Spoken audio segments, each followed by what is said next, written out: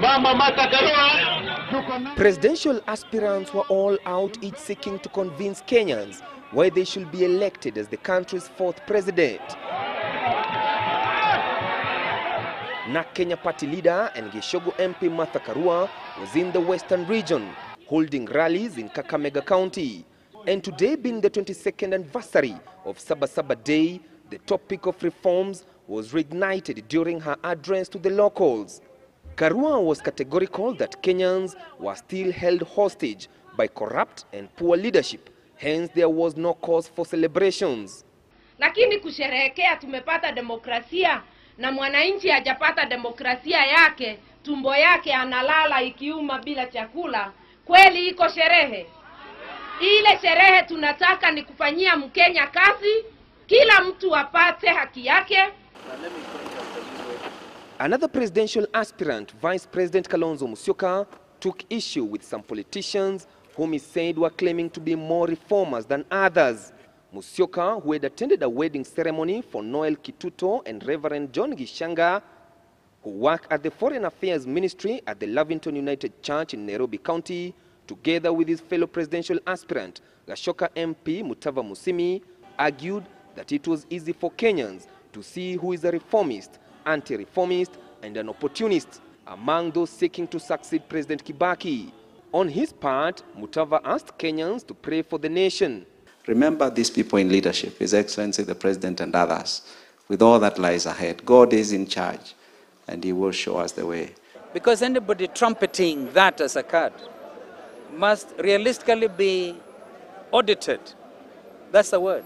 Na ambao ni wezi wanajipindua usiku na kujiita reformers. Kwa hivyo wakati utafika ambapo tutawafichua vile vile. And in Kilifi County, presidential aspirant and Gatanga MP Peter Kenneth dismissed politicians branding themselves as reformers, arguing that the new constitution is not even fully implemented.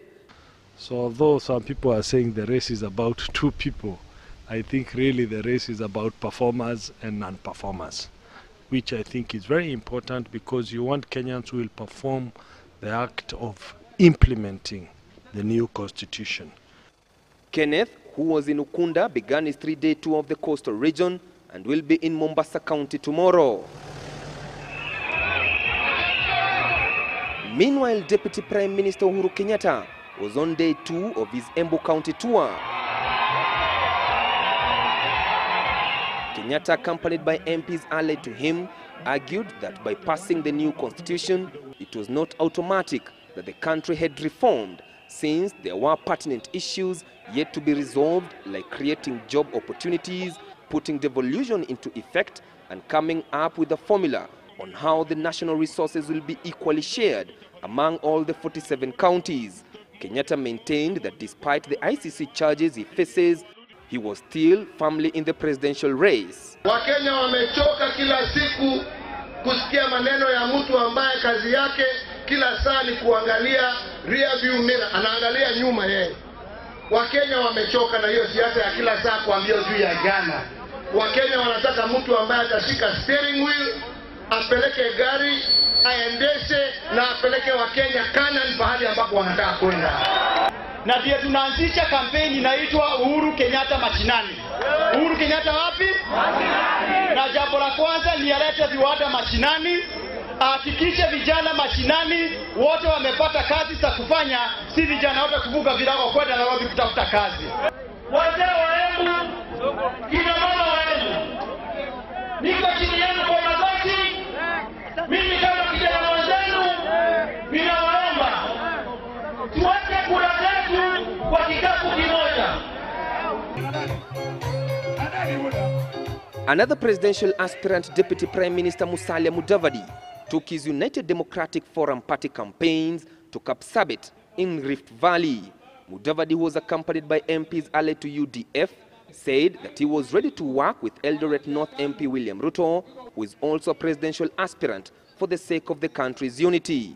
Wakati huu hakuna mambo ya kurudi nyuma.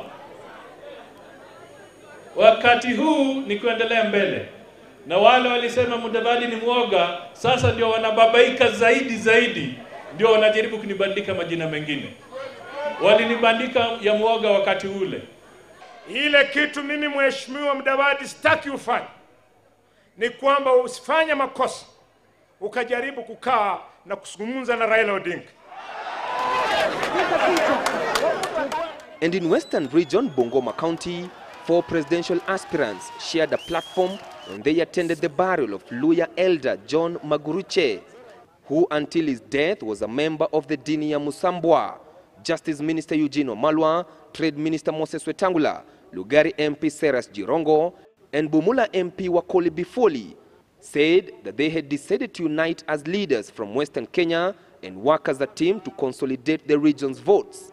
Huyu New Ford Kenya, huyu Kadu, sijui mwingine ODM, turudi pamoja tuwe kitu kimoja. Tusiwe tena tunarudi hapa kwa vita yenu ya kugawana. Tungependa mfanye kazi kama kitu kimoja. Mtupe hiyo nafasi. Karibuni tutatangaza siku moja kama tumekubaliana sisi watatu nani kati yetu anaenda kuwa presidential candidate. Tutamuita mkutano in Masinde Muliro Stadium Kandui. Hakuna haja yeye kutafuta Wetangula peke yake waongee. Baadaye atafute Eugene peke yake waongee. Baadaye atafute Jirongo waongee. Hiyo ni kazi bure. We must talk as a family. Community yetu imekuwa ikituuliza, na sisi wengine tumechukua nafasi ya kujaribu kuleta wenzetu pamoja.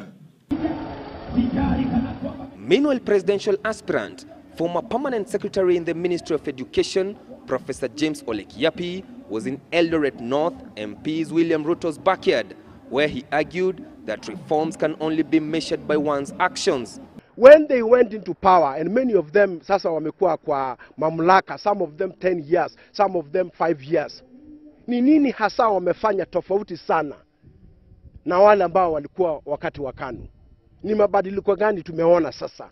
Kiapi had attended the Shalom conference that brings together pastors and church leaders from the Rift Valley region. Thairu, Citizen Weekend.